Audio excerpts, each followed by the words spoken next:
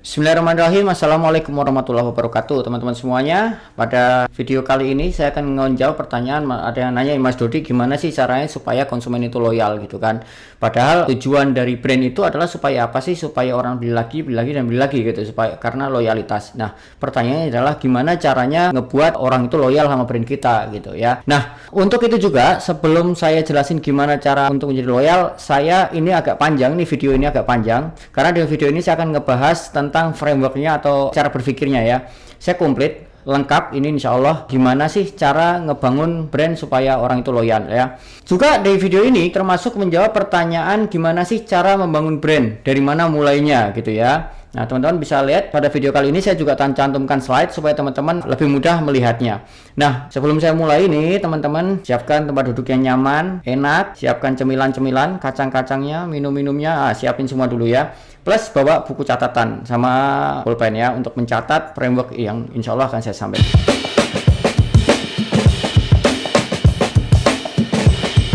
Membangun brand dari mana mulainya gitu ya. Nah, saya menggunakan metodologi 5W ya, 3 step membangun brand. Dimulai dari mana? Dimulai dari pengertian brand itu sendiri. Supaya apa? Supaya teman-teman paham apa sih artinya brand gitu. Kemarin juga sempat ada yang nanya, Mas Dudi, apa bedanya brand dan logo? Nah, hari gini gitu masih tanya apa bedanya dengan brand dan logo. Nggak apa-apa, saya insya Allah jelaskan pelan-pelan, bertahap, apa sih bedanya brand dan logo gitu ya.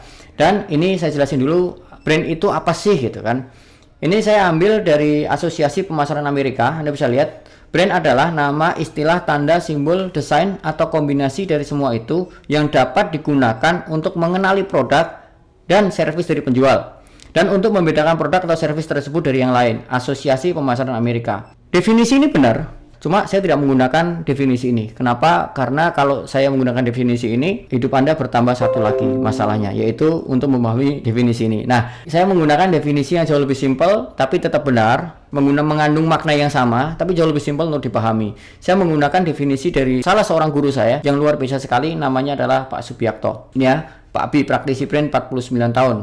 Brand adalah nama dan makna.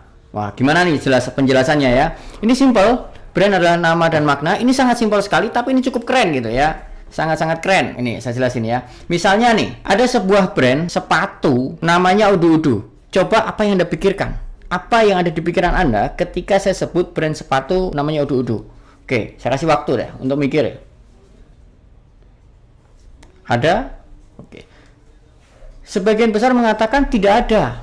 Tidak ada asosiasi apapun di pikiran saya nama Udu-Udu, malah terdengar lucu dan lain-lain. Sepatu kayak gimana, Anda nggak punya pemikiran. Kenapa? Karena nama Udu-Udu belum pernah di branding, dikomunikasikan bahwa ini sepatu yang kayak gimana sih, sehingga di pikiran Anda nama ini tidak punya makna. Itu ya, berarti nama Udu-Udu tidak punya makna. Tadi kan brand sama dengan nama dan makna.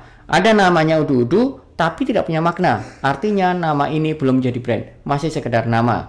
Oke, saya kasih sampel yang kedua. Kalau saya sebut brand sepatu namanya Nike, apa yang ada di pikiran Anda? Saya kasih waktu untuk berpikir.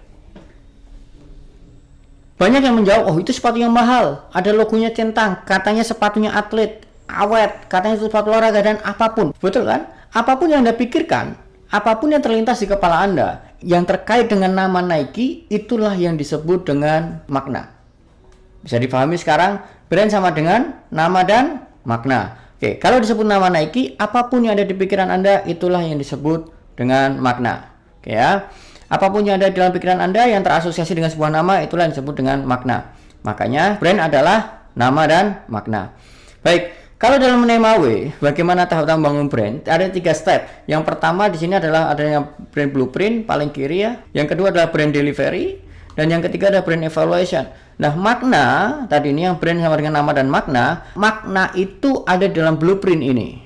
Blueprint itu apa sih? Blueprint itu kan ya guidance. Blueprint itu adalah peta. Blueprint itu ada cetak biru. Contoh nih, misal kalau Anda mau bangun rumah, mau renovasi rumah, mau bangun rumah baru, mau bangun gedung baru, Anda bikin blueprintnya dulu. Fungsinya buat apa sih? Itu untuk guidance, untuk planning, untuk kita tahu goalnya apa sih, hasil akhir dari rumah ini kayak gimana gitu. Itu namanya blueprint ya. Inilah tahap pertama dalam membangun brand menurut 5W, menentukan atau membuat yang namanya blueprint. Apakah blueprint sampai itu aja? Enggak, harus di delivery, harus dikomunikasikan agar makna yang tadinya ada dalam sebuah dokumen yang namanya blueprint itu pindah ke kepala konsumen. Tapi seringkali ada tahap ketiga nih yang teman-teman lewat, yaitu yang disebut dengan brand evaluation. Teman-teman sering lewat di tahap yang ketiga ini, brand evaluation. Setelah di delivery, dikomunikasikan, tapi jarang dievaluasi, sehingga tidak tahu sampai mana sih proses membangun brand ini. Nah, oke, saya kasih sebuah sampel, semoga teman-teman lebih memahaminya ya. Oke, ini sebuah brand blueprint, ada blueprint ya, anggap aja. Ada toko fotokopi, jasa fotokopi, namanya Larasati. Jasa fotokopi secara blueprint ya.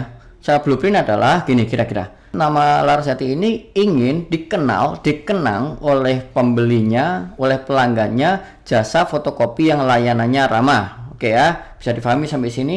Nah, proses yang kedua setelah kita menentukan blueprint adalah di delivery, yaitu mengkomunikasikan agar konsumen tahu bahwa toko Larasati ini punya layanan yang ramah. Dengan cara apa? Misalnya nih brand delivery, kasih tulisan nih, bikin spanduk atau bikin apapun, misalnya di depannya kasih papan nama Larasati, di bawahnya ada tagline, misalnya mengutamakan layanan. Kenapa mengutamakannya layanan? Ya, namanya tagline mengkomunikasikan blueprintnya, begitu kan?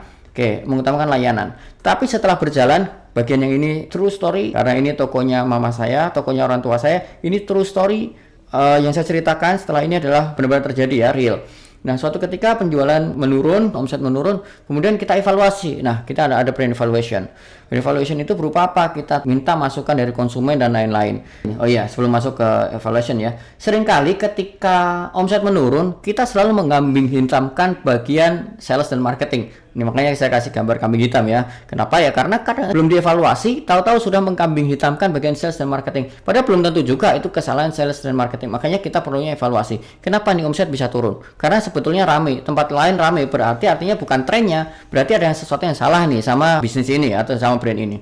Setelah dievaluasi, kita minta feedback dari konsumen, ternyata hasilnya adalah ada tukang parkir yang ngeselin. Ini benar-benar terjadi ya.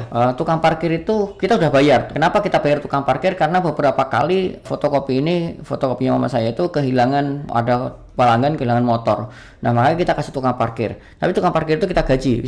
Kita udah bilang, pokoknya kamu nggak boleh narik uang dari konsumen. Artinya kamu saya bayar gitu. Kamu saya gaji, tapi dengan catatan kamu nggak boleh narik uang dari konsumen. Kemudian sampai di depan pun kita kasih tulisan parkir gratis. Tapi apa yang terjadi? Tulisan itu kadang diambil ya, diambil, dilepas sama tukang parkir ini. Memang tukang parkir ini agak bandel. Nah, kemudian tukang parkir ini dia tetap narik dari konsumen. Kan nggak lucu gitu. Fotokopinya Rp500, tapi uang parkirnya Rp1.000. Nggak masuk akal gitu. Konsumen beberapa kali nggak mau bayar parkir. Kenapa nggak bayar parkir? Ya nggak masuk akal aja gitu. Fotokopinya 500 ditarik parkir 1.000 untuk motor ya. Nah, kemudian sampai ada beberapa kasus, sampai 4 kasus itu konsumen ini sampai motornya dipegangin nggak boleh pergi. Kenapa? Ya karena dia belum bayar parkir. Padahal akad awal kan dia nggak boleh ngambil uang parkir. Nah, ketika ini konsumen merasa kecewa dan lain-lain, sampai ada yang paling parah ya, konsumen ini perempuan pulang ketika dikecewakan oleh tukang parkir karena nggak boleh pergi sama tukang parkirnya, pulang ngajak suaminya. Hampir ribut tuh kejadiannya, hampir ribut sama tukang parkirnya. Dari situ kemudian konsumen banyak yang kecewa gitu kan, gara-gara ulah tukang parkir. Kemudian omset turun. Oke, sekarang saya tanya, ketika yang terjadi adalah seperti tadi yang saya sebutkan, konsumen kecewa dengan layanan, pertanyaan saya, yang salah orang marketing atau orang operation? Kita semua sepakat bahwa tukang parkir adalah bagian dari operation, bukan bagian dari sales dan marketing. Begitu kan? Nah, di sini menurut metode Nemawe, metodologi yang saya buat, di bagian poin brand delivery ini saya bagi menjadi 2 poin besar. Bukan lagi hanya menganggap bahwa brand delivery itu adalah komunikasi, iklan, dan lain-lain. Memang itu juga bagian dari brand delivery. Misalnya nih ya, kasusnya fotokopian tadi.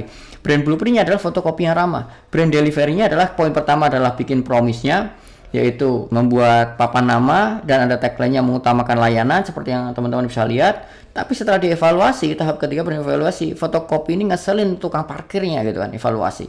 Nah, di sini ketemulah saya dalam perjalanan menemukan metodologi ini, saya menemukan ternyata di poin delivery itu bukan hanya bagian promise saja gitu. Bagian tagline, bagian iklan, bagian logo dan lain-lain itu bagian promise. Tapi ada bagian lain yang cukup fundamental, yaitu di bagian yang saya sebut dengan bagian proof ya. Ini bagian proof ya.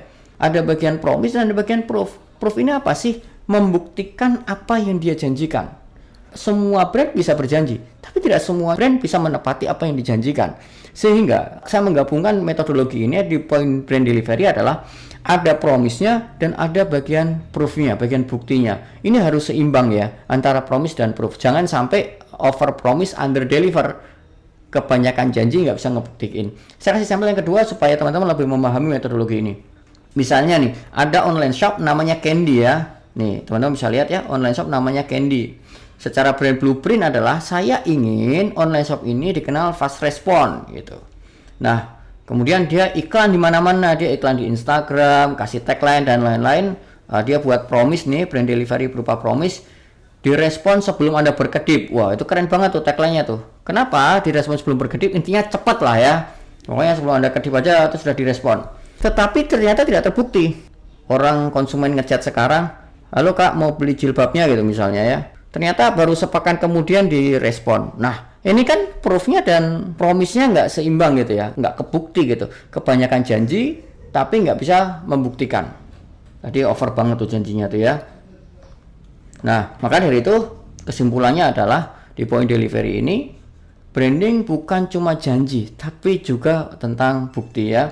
Kalau Anda bisa membuktikan apa yang Anda janjikan, itu jauh insya Allah lebih mudah untuk imun lebih kebal terhadap taktik gimmick atau apa yang dilakukan oleh kompetitor-kompetitor ya. Suatu ketika ada salah seorang klien saya yang nanya, Mas Dodi, kuliner beliau ini. Ada salah seorang klien saya yang nanya, Mas Dodi gimana nih caranya? Ini ada beberapa kuliner kompetitor saya yang dia membuat janji-janji yang bombastis gitu. Kemudian dia nanya lagi, gimana caranya saya ngebuat sebuah unique value proposition yang ini sustainable gitu, tidak mudah berganti dengan adanya janji-janji dari kompetitor-kompetitor baru yang baru bermunculan.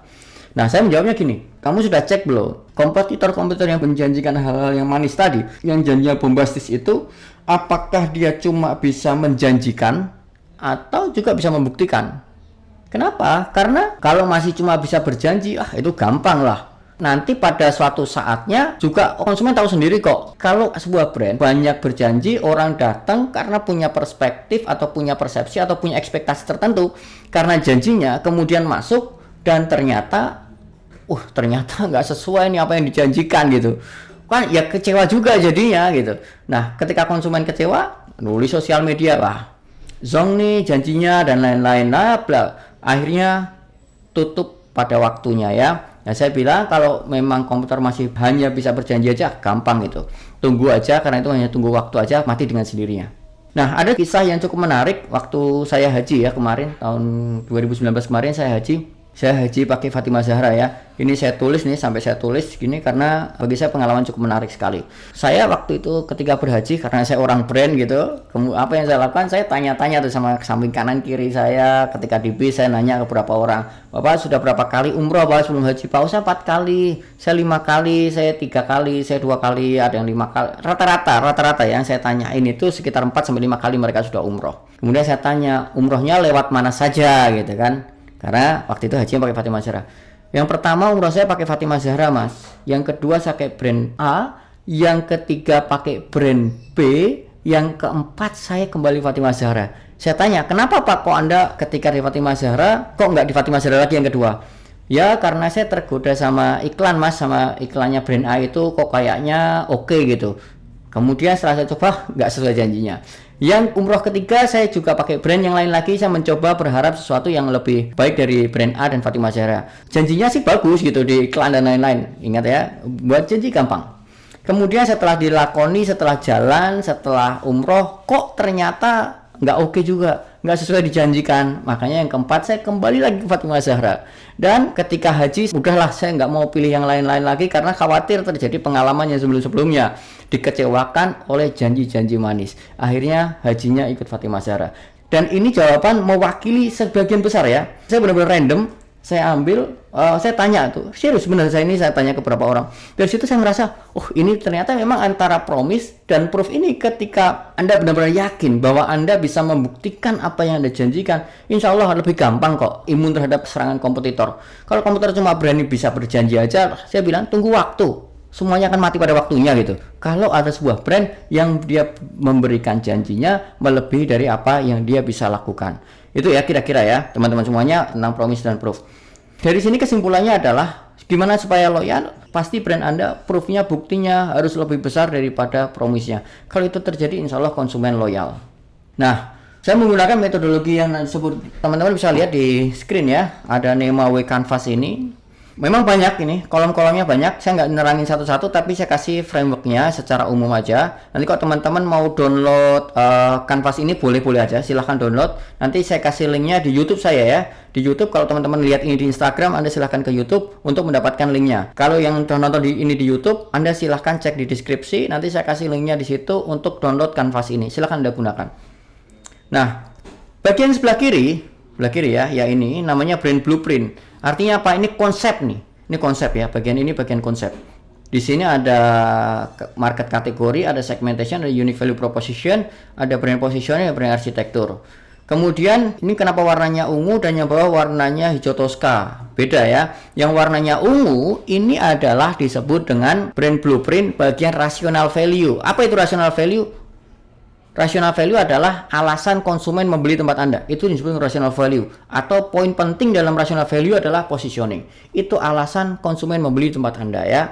Bagian berikutnya, di bagian brand blueprint ada yang warnanya hijau Tosca ini. Saya sebutkan ya, brand personality, brand association, brand tone of voice, brand tone and manner, brand story, dan brand values ya. Dan sini tengahnya ada brand soul.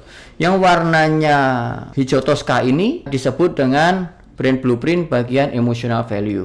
Kalau tadi rational value, alasan konsumen membeli, emotional value adalah itu mengikat supaya konsumen nggak beli ke tempat lain. Ya, jadi jelas ya bedanya. Rational value adalah untuk membuat orang membeli, alasan logis rasional membeli tempat Anda. Emotional value adalah supaya dia nggak pergi ke tempat lain. Nah, ini gimana penjelasan antara rational value dan emotional value? Nanti insya Allah secara bertahap saya akan bikinkan videonya ya. Saya lanjut dulu. Tadi bagian pertama ya, blueprint ya. Bagian kedua, di dalam NemaWay Canvas, bagian sebelah kanan, ini disebut dengan brand delivery gitu. Brand delivery apa? Ya kalau brand blueprint tadi, namanya blueprint kan sebuah dokumen. Seperti halnya ketika teman-teman mau bangun sebuah rumah, teman-teman bikin blueprintnya dulu. Setelah blueprintnya jadi, kalau nggak dibangun ya rumahnya nggak jadi. Kalau teman-teman sudah bikin blueprint berupa sebuah dokumen gitu ya. Kalau teman-teman mau lihat, sebentar saya ambilkan sampelnya brand blueprint yang punya klien saya ya. Nah, ini biasanya blueprint dalam bentuk dokumen seperti ini teman-teman ya. Nih, ini punyanya Levels Craft dan yang ini punyanya Kanjabung Malang ya. Koperasi Produsen Agroniaga Jabung Syariah Jawa Timur. Ini punya Kanjabung dan ini punya Levels Craft. Nah, brand blueprint bentuknya sebuah dokumen. Gimana caranya ide yang ada di dokumen ini bisa pindah ke kepala konsumen? Anda butuh yang namanya brand delivery, dikomunikasikan yang melalui promise dan melalui proof. Seperti yang tadi yang sudah saya bahas. Kalau Anda nggak punya blueprint, kalau brand Anda tidak memiliki blueprint, tapi Anda selalu melakukan delivery, melakukan promise, iklan, dan lain-lain, apa jadinya? Bisa jadi delivery Anda jadi ngasal. Betul kan? Kenapa ya? Karena kalian tidak memiliki yang namanya blueprint atau guidance atau panduan. Contoh nih misalnya secara visual ya, bisa jadi kadang-kadang kalau ganti desainer ganti style. Kenapa? Karena tidak ada blueprintnya. Ini temanya apa sih? Misalnya kalau jilbab pakai quote semua, HD semua gitu kan. Kok jadi seragam sama yang lain? Nggak ada kata-kata lain gitu. Kenapa ya? Karena tidak memiliki yang namanya blueprint. Gimana nih cara ngebuat blueprint? Ada yang nanya ini, Mas Rudi gimana cara ngebuat blueprint? Nah, cara ngebuat blueprint rational value dan emotional value. Kalau rational value Anda bisa ikuti workshop saya Creating Brand Blueprint yang nanti insya Allah bulan April ya. Bulan April ini insya Allah ada lagi batch yang kelima di Jakarta. Kalau teman-teman ingin daftar, silahkan daftar di Instagramnya The Brand Masterclass. Saya ulang lagi, Instagramnya The Brand Masterclass. Teman-teman silahkan daftar untuk membuat rational value yaitu positioning, creating brand blueprint. Kalau emotional value gimana? Emotional value saya nggak ada workshopnya, tapi itu yang kita kerjakan. Salah satu layanan Nema adalah menentukan emotional value. Apa sih emotional value? Itu nanti ya, kapan-kapan saya bahas. Saya lanjutkan dulu. Saya ulang lagi sedikit supaya teman-teman lebih ingat. Yang pertama bagian ini bagian blueprint, dan yang kedua ada bagian brand delivery. Bagian brand delivery, kalau blueprint aja nggak dieksekusi, nggak dideliver, ya itu jadi halusinasi aja, begitu kan? Atau kemungkinan yang kedua, Anda melakukan delivery terus-menerus tapi tidak punya blueprintnya, maka deliverynya kadang-kadang ngasal. Atau bisa jadi deliverynya dimiliki oleh ownernya, ada di kepala ownernya. Mungkin ketika ownernya yang bikin status, ownernya bikin copywriting, itu bisa seragam. Kenapa? Karena sebenarnya ada blueprintnya, tapi blueprintnya ada di kepala ownernya. Ketika mencari desainer, mencari copywriter, dan mereka tidak dikasih guideline, tidak dikasih peta, tidak dikasih pengetahuan apa yang ada di kepala ownernya, ya maka mereka akan melakukan sesuai dengan persepsi mereka masing-masing ya, staff copywriter dan desainer. Maka Anda butuh blueprint.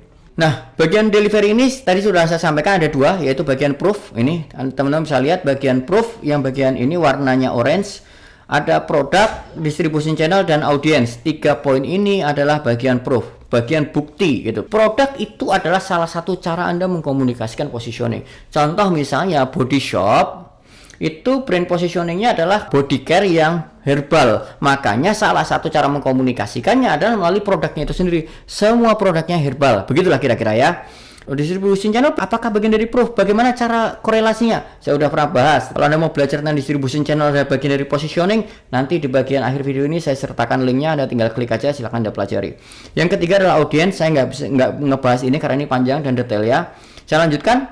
Yang bagian berikutnya adalah bagian promise, yang warnanya merah tuh, ada 3. Yang pertama adalah brand expression, yang kedua adalah brand communication, yang ketiga adalah brand behavior. Nah, logo itu di mana sih tempatnya gitu kan? Logo di belah mana? Nah, logo itu ada di bagian brand delivery, bagian promise bagian mana? Brand expression. Dan bagian expression lebih kecil lagi ada yang namanya logo di sini. Nah, jadi kalau boleh dibilang perbandingan antara logo dengan brand, logo itu segini dan brand ini segini keseluruhan gitu ya. Jadi besar banget perbedaan antara logo dan brand. Gitu teman-teman semuanya untuk video kali ini. Terima kasih sudah menonton sampai selesai. Mudah-mudahan bermanfaat untuk membangun brand teman-teman semuanya menjadi lebih besar brandnya, lebih sukses. Kalau teman-teman ada pertanyaan silahkan tulis di komentar. Silahkan kalau merasa bermanfaat share video ini di Instagram, di WhatsApp, di Facebook dan lain-lain ya. Oke, gitu dulu dari saya. Sampai ketemu di video berikutnya. Assalamualaikum warahmatullahi wabarakatuh.